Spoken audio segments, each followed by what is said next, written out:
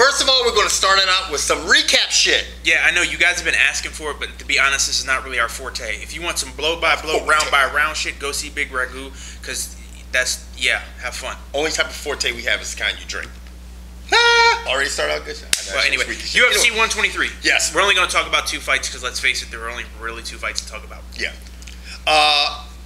BJ Penn versus Matt Hughes. Mad build up to that shit. Because Matt Hughes was on the roll. BJ Penn. Fight was over. Yeah. Pretty quick. 21 seconds. For all you people who think I was Negrodamus, I'm not. I chased the title on that bitch. But it was crazy because I'll explain to you. He caught Hughes clean and hard. But the thing that was most impressive to me about BJ. Yeah. But the thing that was the most impressive about it is he is one of the only fighters that I've seen. He mounted Hughes. Okay, you know how people just start swinging for the fuck. He went pop, pop, pop 3 times, and they were so precise and with so much fucking power because they were so accurate. That motherfucker was out. He was snoring, and when he woke up, he said, "What happened?" And that's about the time Craig and Smokey jumped in the room and said, "You got knocked the fuck out." Now, on the heels of this, BJ Penn has gone out to say that more than likely he's going to end his career at 170 pounds. To me, that seems like a really bad idea. Why? Because they just brought in the 145 class, so why not try something new? Because he's weak as shit. It looks like he doesn't have. His hands look nasty. He might have learned something. Yeah, how'd that work against GSP? BJ Penn got smoked by GSP when he goes up to 170. GSP just takes people down. Anyway, what do you think about BJ Penn ending his career at 170? Yeah, let us know about that. What do you think? I don't think it's a smart move. You think he can beat Aldo? Fuck no. You don't tell a nigga to go down to 145 because Aldo's not going to stay at 145. He's going to go up to 155. There are no UFC fighters at 145. Did you call that nigga up last night? Who's he going to fight at 145 from the UFC? Did you call that nigga Who's he going to fight from the UFC at 145? But he can fight Henderson. Okay, Henderson. Damn. Ben Henderson. Yeah.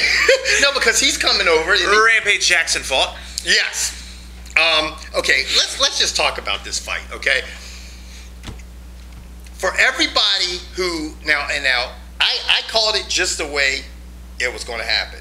When everybody was sitting here in the living room going, "Oh man, it looks like Machida," I'm like, that's not going to happen. Now, Machida was massively impressive the 3rd round. He hands down beat Rampage Jackson. But the problem is that Machida's way of fighting fucked him up in the first 2 rounds because he backpedaled. And he backpedaled his ass into the loss column. And for you Mr. T fucked that nigga up. And for you folks who don't know, in the UFC, to earn points is the aggressor. The guy who keeps coming forward earns more points than the guy who's backing up. That's the reason this system is jacked up, and they need to change it. Yep.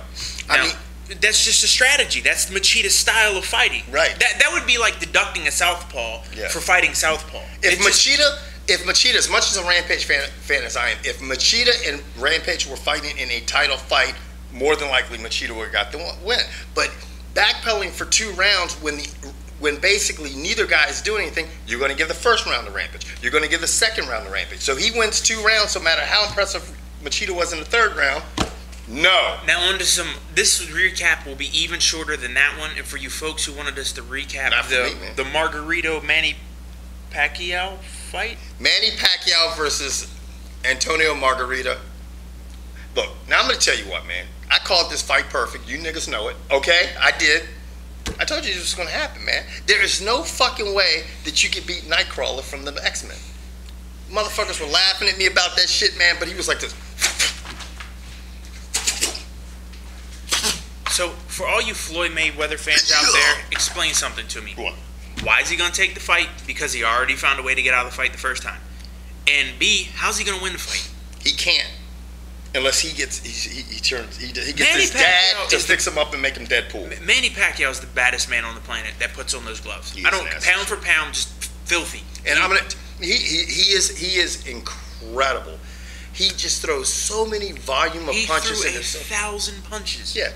When Floyd Mayweather has not thrown 1,000 punches in 7 fights. He beat that boy like a pinata, and they were like, "Look, man, shit's over. We gotta take you to the hospital." Like, dude, we have a Mexican, and that's what he calls himself, a Mexican on my baseball team. He was so bitter about that. He's like, "Man, that little Filipino fucked up my man, yo." I was like, he will fuck up anybody's man. Yeah. You know what? I'm a black man. He will fuck up Mayweather. I'm gonna tell you what. Anybody who says he's not dodging Mayweather, you're a fool. I mean, anybody saying. I guess I just made myself look like a fool with that statement. No, anybody who thinks that Mayweather is not dodging Pacquiao is a fool. I mean, had every opportunity to fight him, and he always finds some reason not to fight him because he does not want to. And for everyone who says that Pacquiao is using steroids, what makes you think Floyd isn't? Floyd hasn't always been the size he is now. He started off small too. And here's the idea: who gives a shit which one of them's using steroids? Let's assume they both are. Put them in the ring, put plaster in their gloves, and fucking put barbed wire up. I don't give a shit. Yeah, man.